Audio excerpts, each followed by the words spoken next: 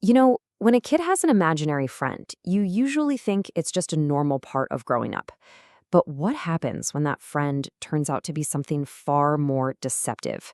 Today, we're diving into the chilling, real life story of the Thompson family haunting, an account that really makes you question what's lurking just beyond what we can see. So, where did it all start? It began with this one single sentence, a really unsettling one from a 4-year-old boy named Josh Thompson. This was the very first clue that his new friend wasn't imaginary at all. And look, at the beginning, nobody thought anything was wrong. I mean, a little kid with a companion that only he can see, that's pretty standard stuff, right? Let's set the scene here. We've got the Thompson family, Jan and Jim, and their two kids, 16-year-old Ashley and 4-year-old Josh. They're living a totally normal life in Paducah, Kentucky. But with both parents working full-time and not many other kids in the neighborhood, Josh often went to local parks with his nanny. And it was on one of these completely innocent trips that this new friendship got started. Okay, so Josh gives this friend a name. He calls him Man. A little weird, but okay. He says he's just another little boy, blonde hair, blue eyes. But when his parents asked him, hey, where did you meet Man? He drops that bombshell we started with, that he came from a box in the ground at a park, right next to an old cemetery. Yeah, chilling. Now, as you can imagine, the family kind of just brushed it off. I mean, kids say weird stuff, active imaginations, and all that. But pretty soon, that playful energy in the house started to curdle. It got a lot darker. This friend's influence was definitely growing. And man, things ramped up fast. It started with those classic spooky things, unexplained noises, that creepy feeling of being watched. But then it got way worse. The sound of fingernails literally dragging down the hallway wall, beds shaking in the middle of the night.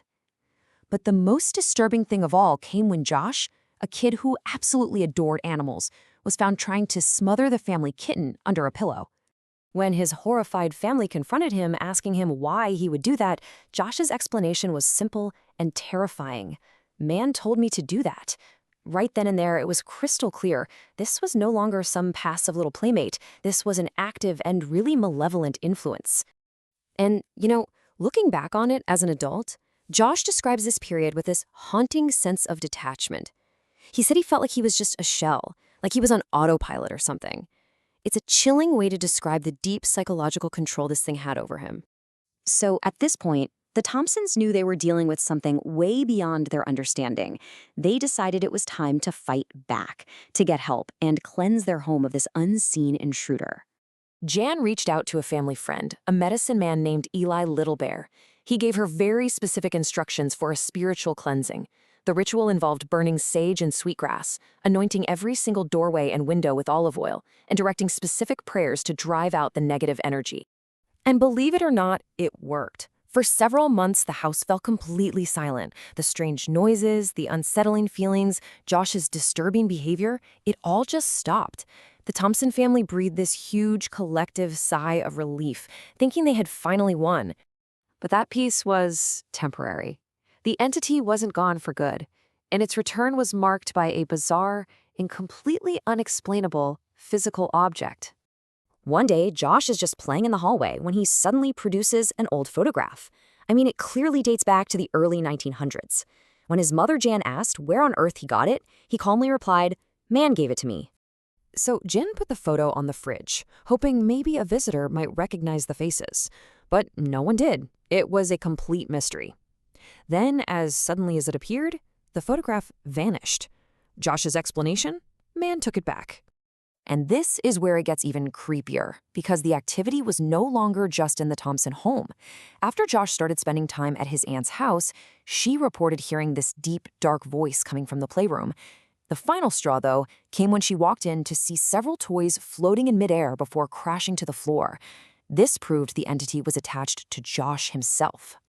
So you've got the strange occurrences, the manipulative behavior, the floating toys. It was all building to a horrifying climax. The family was about to see the true face of Josh's so-called friend. So what was this thing? A lost spirit? The ghost of a little boy from an old cemetery? Or was it something else entirely, just wearing a child's face as a mask? Well, the contrast between what Josh saw and what was really there, it's just horrifying. Josh saw an innocent, blonde-haired playmate. But one night, when his mother Jan went to lie next to what she thought was her son, she was confronted by a terrifyingly different figure. This is Jan's own description. It wasn't a little boy.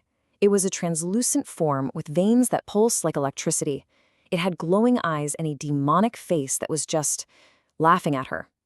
In that moment of pure terror, the true nature of man was finally revealed. After that horrifying manifestation, the family knew exactly what they were dealing with. So this section covers the aftermath, the final resolution, and how this intensely personal story became a public phenomenon.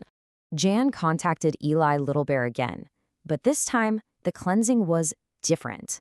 The prayers were more forceful, specifically targeted at expelling a demonic entity, not just helping a lost soul cross over. And after this second, more intense ritual, the entity was gone for good. Years later, Jan decided to share her family's harrowing experience online.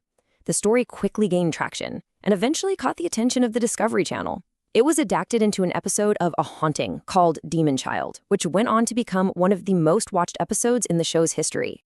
And you can imagine, the terrifying ordeal had a profound and lasting impact. No longer living in fear, Jan actually embraced her own clairvoyant abilities and even joined a paranormal investigation team. For Josh, the experience gave him a unique understanding of his mother and the unseen world that surrounds us all. The Thompson family's story is a chilling reminder of the power of deception. And it leaves us with this one lingering question. If a malevolent force can so perfectly disguise itself as a harmless child to gain trust, what other masks might it wear? And what else could it truly be capable of?